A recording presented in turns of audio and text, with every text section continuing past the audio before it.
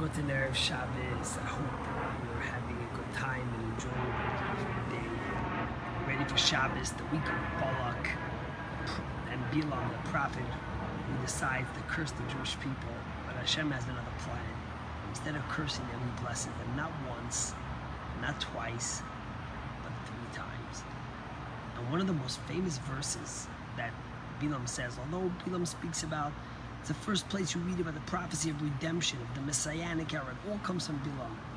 And one of the most famous verses, or maybe the most, that we say every single day from Bilam is Ma toivu oyhalecha Yaakov mishkenotecha Yisrael. How great are your tents, Jacob, your dwelling places, Israel.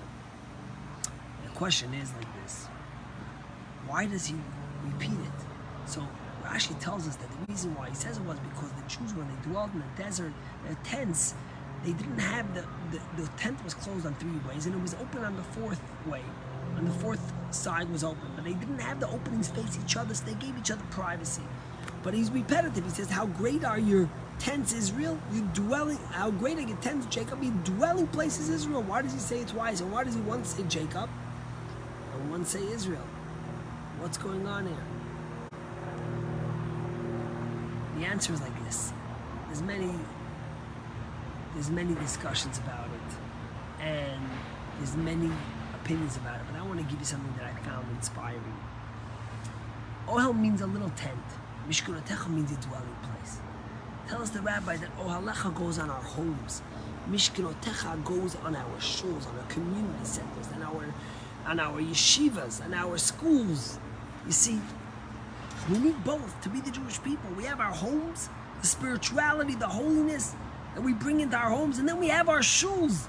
We have our community centers, we have our yeshivas, we have our schools, our pillars of organizations that bring together all the Jewish people.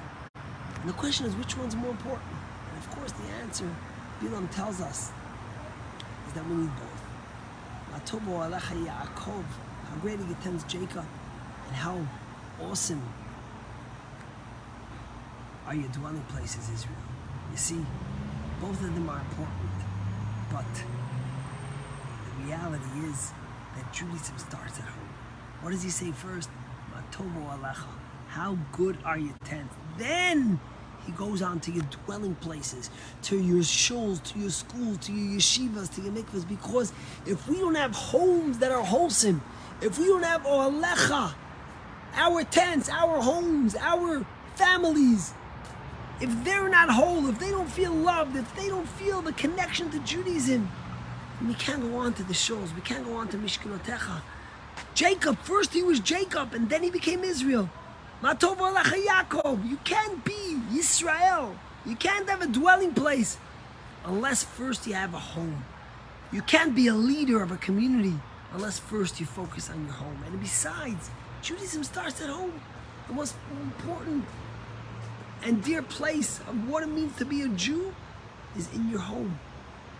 How you keep kosher, how you treat your family, how you study, the mezuzah, how you treat your husband and wife, the way you act in your bedroom, all these things of how you are at home is the first and stepping stone to being Jewish.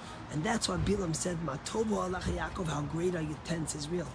Only because your tents are so great, because your homes are full of love, full of Shabbos dinners, full of Judaism, full of godliness. Then comes Mishkenotecha Yisrael. Then you become Israel.